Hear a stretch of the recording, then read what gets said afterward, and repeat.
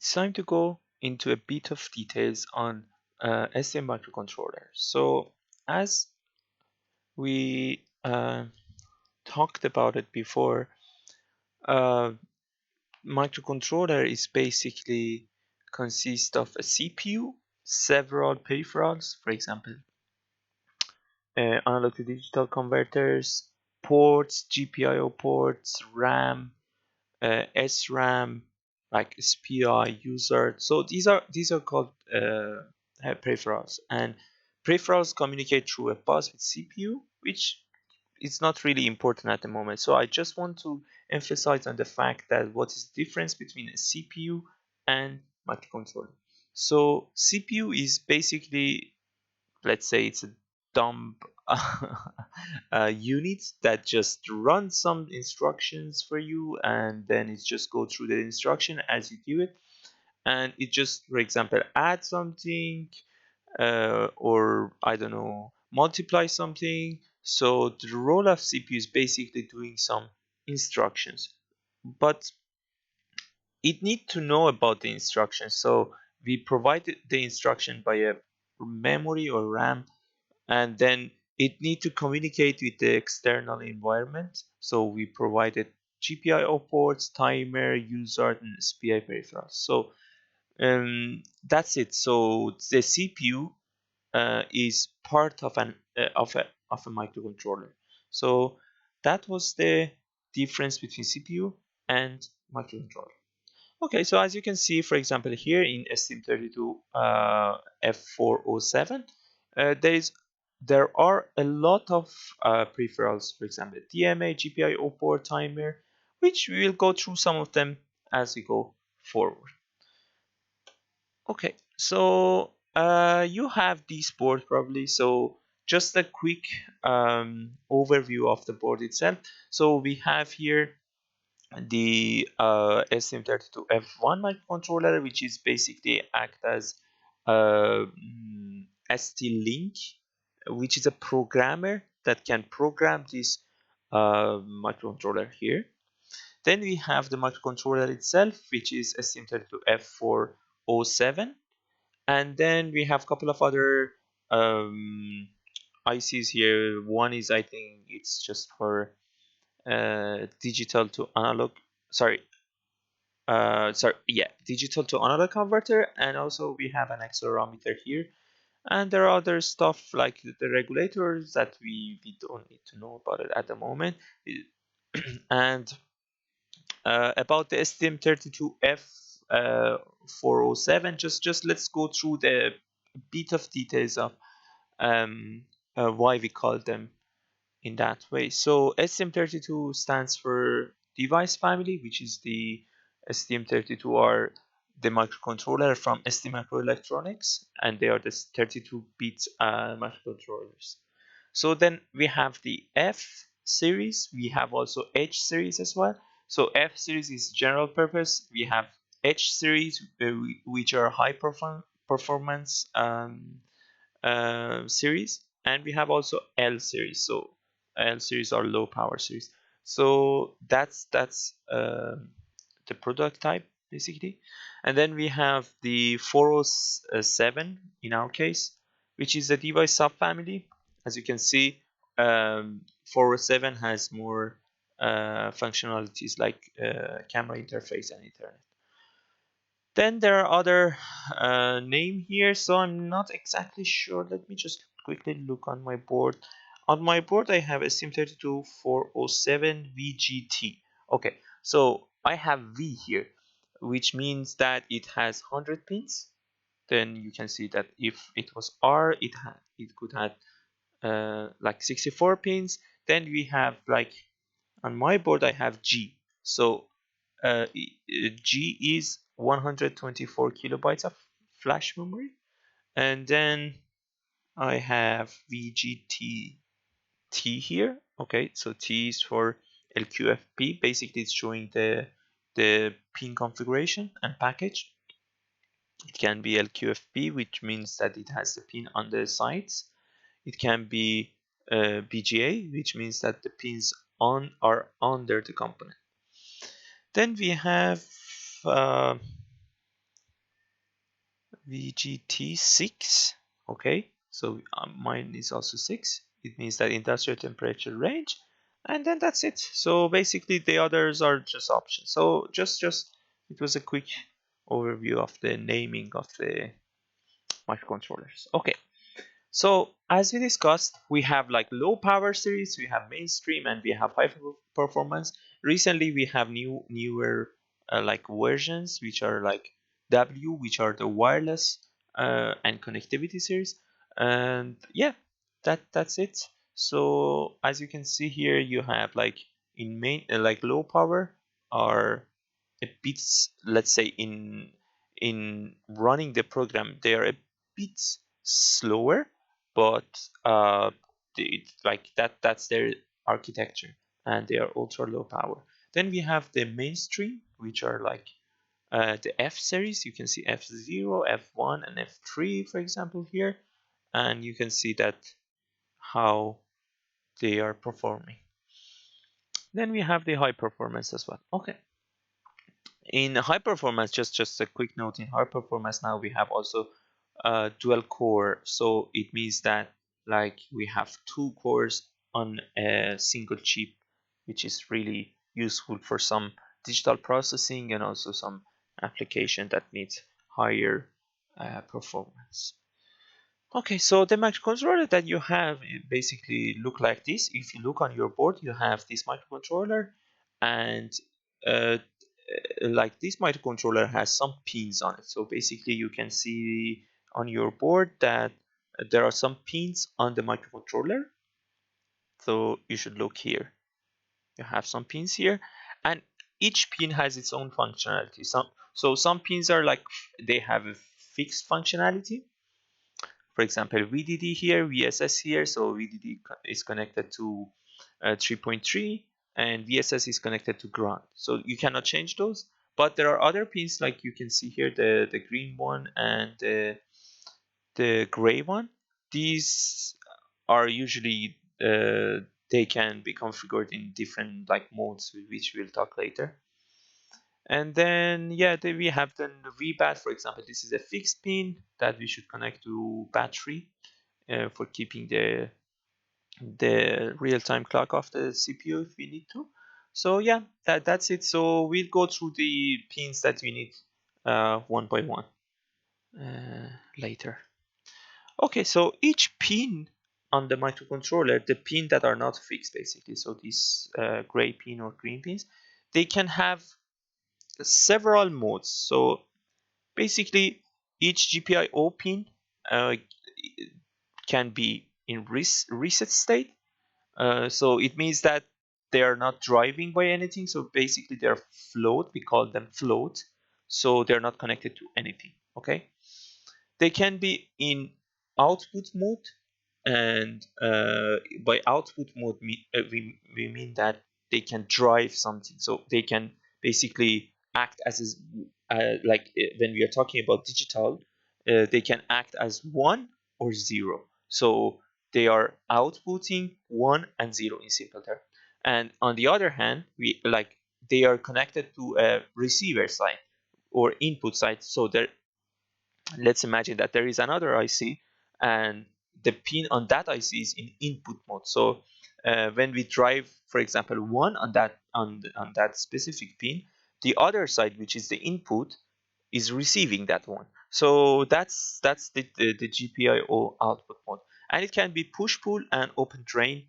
And yeah, so just a quick note here.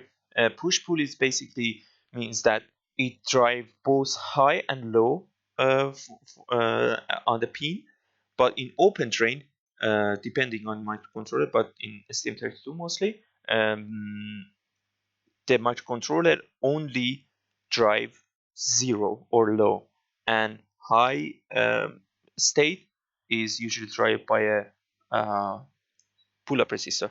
They are not important at the moment. I'm just telling you, just for just knowing like the basics. But as we go through the tutorials, you will see, for example, in I2C, we need to use open drain because we might have several um, receivers or transmitters on the line, so we can have several output and several input. And if we want them to work together, we need to use this open train basically. So yeah, that's why we need to have push pull or open train. So but don't worry if you didn't understand it fully here, we'll go through it later. So then we have GPIO input, and GPIO input is basically, as I told you, when we have a output source, or we have a voltage coming from somewhere and we want to read that voltage. Basically, we use the input. And by input here, we mean digital input. And it means that we can determine whether it's 0 or it's 1. So, for example, in microcontrollers, that's like STM32 microcontroller, let's say, they are powered on by a 3.3 volt. So anything higher than, let's say, 1.8 or 2 volt will be considered as 1. Anything lower than that will be considered as 0. So that's how this input works. So we have also float input, which means that it's only reading it, so there is no current on that specific pin, and whatever you put on that pin from the output side of an IC that you have out in outside of that microcontroller, they just read that. So for example, if you, let's say, disconnect it, disconnect this GPIO input, it can have whatever value, like it can be randomly assigned because it's float, it's not driving anything. But on the other hand, we have pull up and pull down modes, which ensure us that we would have a stable state when it's not connected to anything. So we will also go through this later. So it's useful in some occasions. Okay, then we have GPIO analog mode. So you remember when I was talking about the inputs and 2 volt threshold? So I told you if you have like more than 2 volt, it would be considered as 1. If you had like anything under 1 volt, sorry, 2 volt, it would be considered as 0. But what if we want to read like the exact value on that specific pin? For example, if we want to know if it's 2.2 volts or not, then we should use the analog reading basically.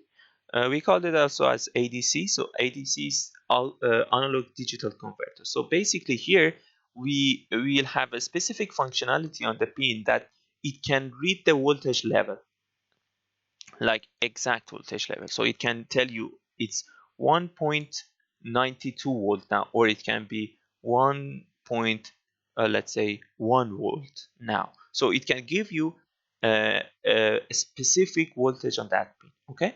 So yeah, that's GPIO analog, and then each pin can have alternative function basically, and it means that they can be connected to SPI or I2C or a timer or UART, which we'll go through them. Like we go through UART for sure, and probably I2C as well. So they can act as a specific functionality, and also they can be connected to microcontroller to the CPU directly to let us know about specific events, which is a bit advanced topic, and we are not going through it.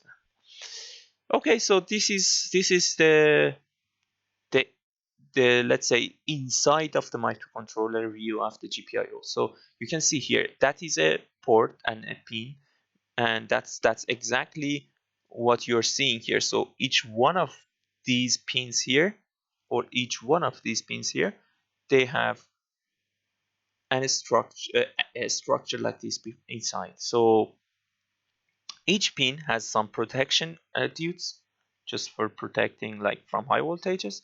For example, if you touch a microcontroller with your hand, you can have some electricity, and you can induce some electricity on that pin, and this protection diode will protect the microcontroller up to an extent, like not for all the situation, but it can protect it for a specific EST incidents. Okay, so then this pin can be input. So as you can see here, it's connected to an input module here, or it can be output. Okay, so we'll go through this. In input mode, we can have pull up or pull downs. Okay, doesn't matter for now. Just notice that we can have pull up or pull down. Then we have an Schmidt trigger. Sorry, a Schmidt trigger is basically deciding whether the digital state on a pin is 1 or 0. Okay, so let me show you very quickly here. As you can see here, the Schmidt trigger will decide if a pin is 1 or 0. So we have a threshold here, and this is uh, the input that we are getting on the pin, and this is the output, uh, a normal output if we put a single threshold on a pin. So let's go through it. You will understand what I'm saying here. Okay, so we have a threshold here. As you can see, it's 0 now because the voltage is under that threshold. And then as we reach a higher voltage here, it will switch to 1 state and then low state. So that's very simple. But there are some moments that a pin can have kind of noise on it, or in a simple term, we would call it noise, but it's a bit more complex. It's a bit more complex than what I'm saying. Like it can have various reasons. So in that case, since we have a single threshold, if it goes higher than that single threshold, it would be a high, and then if it comes lower than that threshold, it would be a low state. Okay, so you can see it here. But threshold is helping us to have a variable threshold. So by putting that variable threshold, basically we are having a, let's say, dead band. So anything going higher and lower in that band will not be considered as a changing it, as a transition, basically. So for example, here you can see here, like here, if it goes higher than threshold, which is here, it will be considered as 1. But if it comes below that threshold, it doesn't transition to 0 immediately. And the voltage needs to come into a lower threshold next time to change to a low mode. So as you can see, there is a big threshold here. Basically, it's a variable threshold that will basically reject some noises on the pin, and it will help us to have a kind of definite states. Yeah. So that's the usage of Schmidt trigger on the pins here. Then we have this input data register, which basically you can just read the pins value, which will be 1 or 0. Okay, so before that Schmidt trigger, we have the analog input. The analog input, as if you remember, was that unit that tell us exact value. So a Schmidt trigger is used in digital, and analog analog input will be used for the analog reading, basically. So that's the simple explanation of the GPIO input module. Then let's talk about the output. Okay, in output mode, we have like two driver. Basically, they are MOSFET, if you're familiar with them, which they can put a 1 state or 0 state on a pin. So you can control it basically using this control unit here to have a 1 or 0 state on a pin. So this 0 and 1 can come directly from your code, which is here, or they can come from a unit, basically a UART, for example, an I2C unit that drives the pin automatically. So there are two routes, one from your program to control the IO pin or GPIO pin, or they can come from a function, basically a module that controls them. So that's a basic explanation of the output module. Okay, so let's go to just a couple of notes about GPIO speed. So GPIO can be low speed, medium speed, or high speed. Basically, it just makes a bit difference in the power consumption of the pins and GPIOs. And also you can change the or remap the IO for specific functions. For example, if you want UART and you don't want it on a specific pin, you can change it to another pin.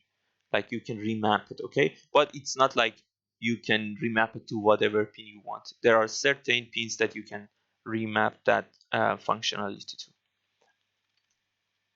Okay, and one note about debouncing. So it happened when you're reading an GPIO, and basically what happened is that when you push a button, you feel like it's okay, it's went down and it's now like, okay, here it was high, and then you push the button, it went down and it stayed there. But in reality, that's not happening. So when you are pushing a button, it can, like, for let's say nanosecond or millisecond, it can have couple of up and downs until it, let's say, find a steady position. So that we call it debouncing. Sorry, that we call it bouncing, and we need to write some codes to remove that bounce, and we call that debouncing. So that's an important thing when you're working with the switches on the board, and you will experience this, and you need to write a couple of line of code to remove this problem. Okay.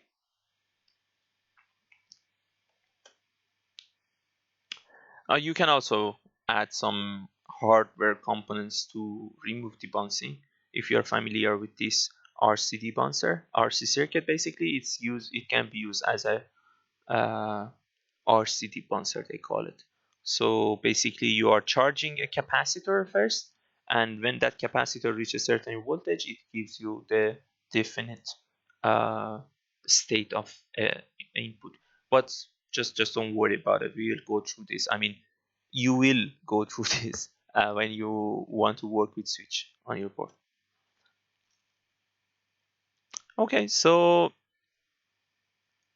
yeah, so basically when you want to read a pin, you are using a HAL underline GPIO read pin, and then you give it a port number and that pin number, basically. So we have port and pins, and then yeah, when you want to remove the debouncing, basically you can check the pin state for a couple of times. That's very basic approach to solve the debouncing, but that works basically for most of the situations. So what you will do is that you check the pin, okay, and if it was, for example, let's say 1, you wait for 100 millisecond and then you check it again. And if it was still 1, it means that it was on for a long time. So basically you consider as a on state or high state. And then you basically wait until that like until the user release that button. So using this line of code, you're staying and you're just waiting for the user to release that button. And yeah, that's it. Or if you don't want to wait for user, you can just check it and then just go forward. Okay, so those were the important things about the pins and the theoretical background you need for starting. Yeah, uh, uh, this course is just basically the very brief introduction. We didn't go through details, but I think that would be enough for you to start working with the GPIOs. So that was the theoretical part. I'm gonna stop it here, and then we'll have the practical part.